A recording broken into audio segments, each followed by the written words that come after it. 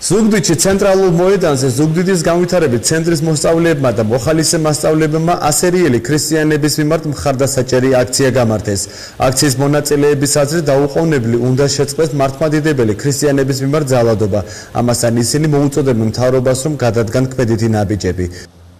ჩვენ ვუერთებით დღეს საქართველოს სხვადასხვა ქალაქებში დაგეგმილ აქციას, რომლის მთავარი მიზანი არის სოლიდარობა ასირიელებს და ვთვლით, რომ ის პროცესები, რაც ხდება სირიაში, ეს არის კაცობრიობის წინააღმდეგ მიმართული დანაშაული, რომელზედაც სოფლიოს უნდა ქონდეს ადეკვატური და მკაცრი რეაქცია. უნდა შევიფაროთ დაობლებული ასირიელი ახალგაზრდები, ქრისტიანები, მართლმადიდებლები, რომლებთაც მიიღეთ სერიოზული ფსიქოლოგიური ტრაუმა და შევიფაროთ და ყველაფერი გავუკეთოთ, რაც შეუძლებთ.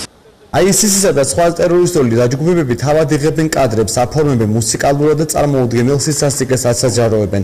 განურჩევლად ასაკისა და სქესისა, ეროვნებისა თუ ახალმსარებლობისა ხოცავენ ადამიანებს. განსაკუთრებით იდევნებიან ასირიელები, არ ინდობენ არც ბავშვებს.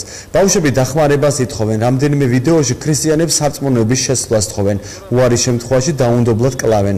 მსგავსი ინფორმაცია ყოველდღურად აღწევს საქართველოში მცხოვრები ასირიელების ყურამდე და მსოფლიოს რეაგირებისკენ მოუწოდებენ.